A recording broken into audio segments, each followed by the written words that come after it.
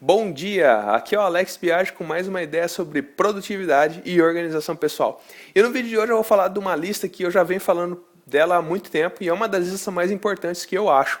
Essa lista chama Aguardando, então eu vou comentar sobre ela e vou explicar como que você não tem medo dela. Então vamos lá. O que é o Aguardando? O Aguardando é o seguinte: você tem itens de ação, que são coisas que você resolve com uma ação só. Você tem projetos, que projetos é tudo que requer mais de uma ação.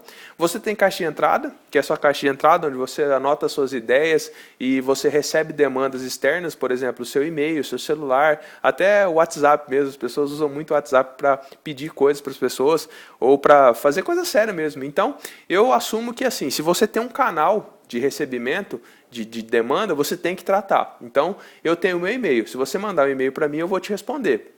Se você, de alguma outra forma, se você ligar para mim e pedir alguma coisa para eu fazer para você, ou então você combinar alguma coisa comigo, eu tenho que tratar essa demanda. Então, eu tenho vários canais de entrada de demandas. E os canais de entrada são e-mail, telefone, celular, enfim, uma infinidade de coisas, cada um pode ter de um jeito. Pode ter carta de correios que você tem que executar alguma coisa.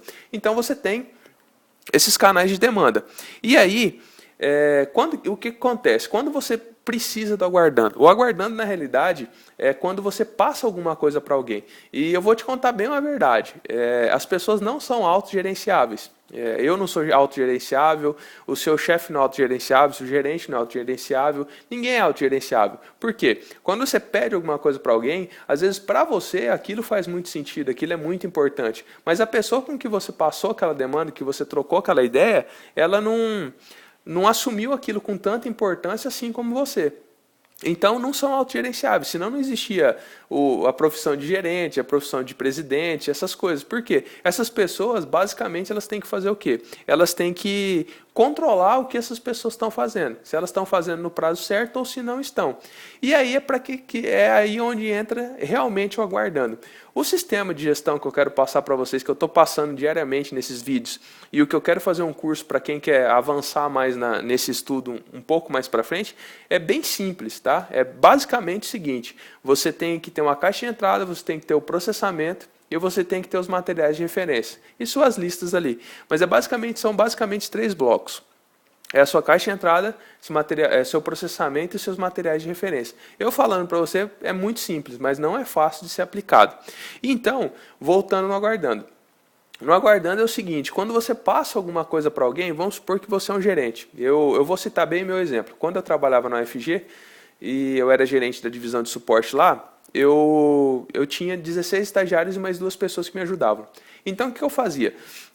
Depois que eu fiz o curso, é óbvio, antes de eu fazer esse curso na RNP, eu não tinha a mínima noção de como que tratava isso aí. Eu ia passando demanda e acabava ficando bravo com quem não fazia.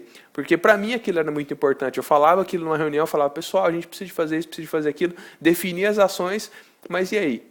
E aí que acabava não acontecendo. E quando a minha cabeça lembrava, quando eu tinha uma ideia lá, eu acabava conversando com aquela pessoa e já tinha passado muito tempo e acabava ficando bravo: você não fez, você não resolveu. Mas não depende dele, depende de mim, de passar primeiro as coisas bem claras para ele e depois de trocar uma ideia. Como é que está andando, como que aquela ação está funcionando, como que aquele projeto está sendo feito.